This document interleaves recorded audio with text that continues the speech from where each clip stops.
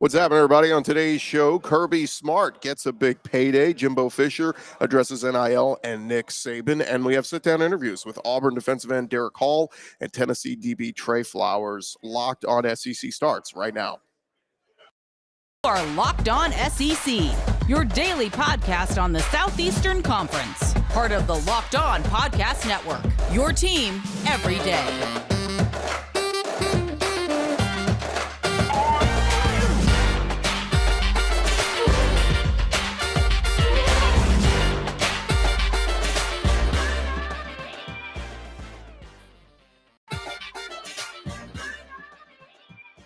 And what is happening, everybody? Welcome into Locked On SEC. It's great to have you guys along. I am Chris Gordy. Thanks for making Locked On SEC your first listen every day. Remember, Locked On SEC is free and available on all platforms, including YouTube and at LockedOnSEC.com. We got plenty to jump into. Let's go around the conference. Boots out to the right. Takes the handoff. What a catch! Around the conference. And we start with the big news that came out in the middle of SEC Media Days, Day 4.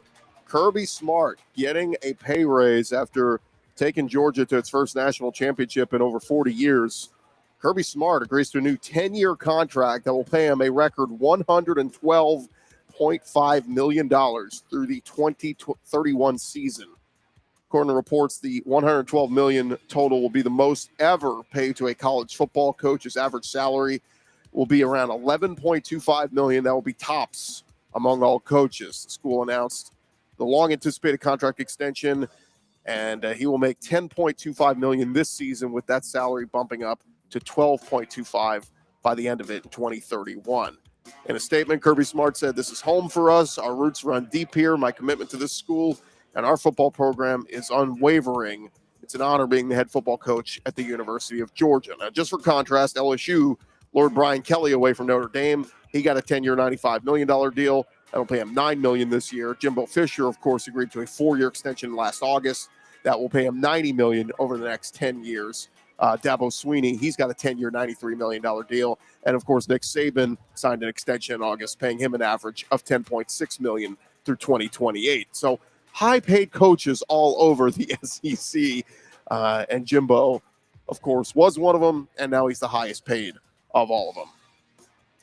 Meanwhile, Day 4 at SEC Media Days saw Jimbo Fisher at the podium, and, of course, his stud wide receiver, Ainias Smith, was absent after a recent arrest for multiple charges. A Texas A&M spokesman on Wednesday told the media that Smith had been suspended while Jimbo Fisher was looking into the situation. On Thursday, at the podium, Jimbo was asked about Ainias Smith. He said, "Look, with Ainias, we're gathering all the evidence and things that go on, and then we'll make a comment. We have no comment at this time." Smith was arrested Wednesday by University Police on charge of DWI, unlawfully carrying a weapon, and possession of marijuana.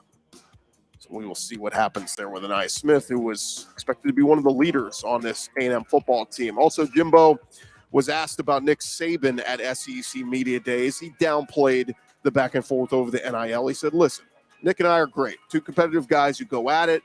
We all learn from things we do in our business. We've got two competitive guys on a topic that is very everywhere, as they say. There's no rules with this thing where it goes. Every state has different laws." I heard a statement he made. The arguments we had in the staff room and on the basketball court and all those things. On the basketball court, we didn't have them. We were always on the same teams. We usually had them against other people. I have great respect for Nick. Unfortunately, our thing went public. Sometimes that happens in this world. Nothing's private anymore, is it? We'll move on from there. So, of course, the back and forth between Saban and Jimbo seems to have come to a halt, at least for the time being, with both guys throwing barbs at one another. But was interesting to hear Jimbo at the podium. One more thing, he was asked why he talks so fast, and Jimbo said, "Look, you got to get your thoughts out. How long do you want to be here? I give you lots of information in a short amount of time. I'm a reporter's dream, dadgum. How could y'all complain about that? Heck, I get you in and get you out." So, pretty classic Jimbo Fisher response there to all that stuff. But again, for the time being, sounds like the conflict with Nick Saban has kind of gone by the wayside. And there you have it. That is the latest news going on around the conference here from SEC Media Days. Day 4, the final day, Tennessee in the house, Auburn in the house, and, of course, Texas A&M. We'll bring you some interviews coming up with Derek Hall, defensive end for Auburn, and Tre Flowers, defensive back for Tennessee, in just a little bit. But first, I need to remind you about our friends over at Built Bar. From the people who invented healthy and tasty comes the latest gift to your taste buds. Probably try the amazing coconut brownie chunk. Built Bar, your friends at Built have given coconut brownie chunk the Puffs treatment. That's right. Stop drooling. They are good for you. Low calorie, low sugar, high in protein, and delicious. Go check them out right now. Built Bar is made with that collagen protein, which your body absorbs more efficiently, provides tons of health benefits. Eat something that tastes good and is good for you. And, of course, the Built Puffs, they taste amazing. You can enjoy them guilt-free, delicious coconut, rich, sweet brownie, creamy marshmallow. Stop fantasizing and get to Built.com. Order your box of coconut brownie chunk Built Puffs right now. You find them on the website, Built.com. Go to Built.com. Use our promo code LOCKED15. That's going to get you 15% off your order. Use the promo code LOCKED15. Get 15% off at Built.com.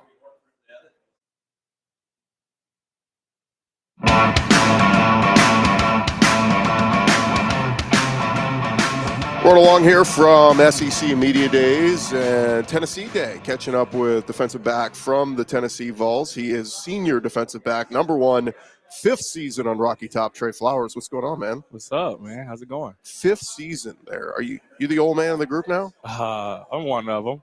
There's a couple of us, but I'm definitely one of those guys, one of those old heads. Are there do you look at like the incoming freshmen? You look at them like, God, these kids are so young. Yeah, man. I look at them like, dang, I used to be there. I was just 18 years old. Now I'm 4 years older than them guys. It's crazy.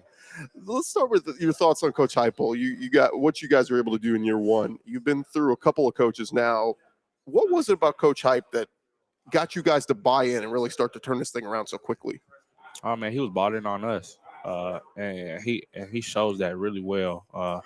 Anytime you go to war, you go into any battle or something. If your head man willing to go to war with you on and off the field, take care of you, love you, that's only gonna make you go harder for him, man, and buy in more. And he's definitely made us want to do it more, want to play more, want to learn more, want to grow more, elevate more in every aspect. So it's all just starts with how he carries himself and how he communicates with us. I read a lot of the preseason magazines and all this kind of stuff. And look, some people know what they're talking about. Some people don't. Some of the things I've read, though, is, some people have concerns about the Tennessee secondary. When you hear something like that, I mean, is it just one of those, do you use that as motivation, or do you just say, man, they don't know what they're talking about? Nah, you can't really listen to the outside noise, man. You gotta all kind of block that out, but don't just block it out completely. You kind of gotta have a hunger about you to make it push you to prove everybody wrong, And just I mean, we us in the DB group, we love it, man. We know what we got. We know how good we are, how talented we can be. So man, that doesn't do anything but motivates us to be a better group, to be better players in every aspect, man. But for the most part, man, we kind of try to block that out and just go in day by day, get 1% better, 1 degree better is what we go by, and every day just come in and work and stay where our 2 feet are. When you read the box score for that Kentucky game last year, it was wild. Is that the wildest thing you've seen from a game that you guys still won? Yeah, that's definitely one of those games that the breaks went our way. It ain't been too many, but right. Since I've been here, but that's one of those games that the breaks finally went our way. Your defense was near the top of the list of tackles for loss last season, but at times it was like you guys just couldn't get off the field. What has Coach Banks done to kind of stress that this year? It really just comes down to how much have we prepared, how have we trained, what habits have we built. So when it comes down to third downs and important moments, it's all about you're relying on your training.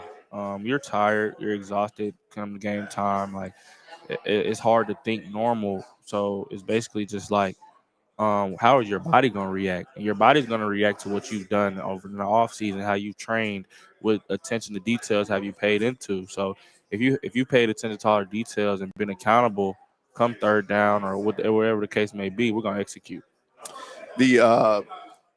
like I said, the defense was, I think, like the most underrated part of the defense to me is your front guys up there from Byron Young, Tyler Barron, and those guys. What did you see from those pass rushing guys in the spring? Oh man, just hunger. They want it. They want to be the best. They want to be the greatest, and they show it every day. They come into work. They bring the same energy, and man, that doesn't do nothing but trickle effect to the whole team. We all love it. It honestly, that's the trenches, man. It start up front. Whatever they can do, we can do better in the back end for them, and we can all execute. We can all do really great things this year. I talked with Hendon a few weeks ago, and he said he's been working on those little things in his game to get better. What have you seen from Hendon? Oh man, Hendon's been amazing, man. He's just one of those guys, like you said, who always wants to get better. Hendon can probably go out there and throw 30 for 30 with 3,000 yards, and 5 touchdowns, and be in there the next day, ready to work to see where he messed up on. That's just one of those guys that wants to be great, man. Like I keep talking about this hunger thing. He's hungry for it. He really wants it. Real quick, one last one. Your old roommate is gone now off to the NFL, and Alante Taylor. Who's your new roommate? Cedric Tillman. Okay, that's a good guy to room with. Huh? What's crazy though? Me, Alante, and Cedric, we've been roommates from freshman year. when we was on campus in the dorm. So yeah, we've been roommates, man. Those guys are like my best friends. That's like the best guy to work with, right? Like you can take tips off each other and all that kind of stuff. Yeah. He is Tre Flowers. Man, best of luck to you guys this year. Thanks so much for taking some time. All right. Yes, sir. Thank you for having me. All right. More after this. All right.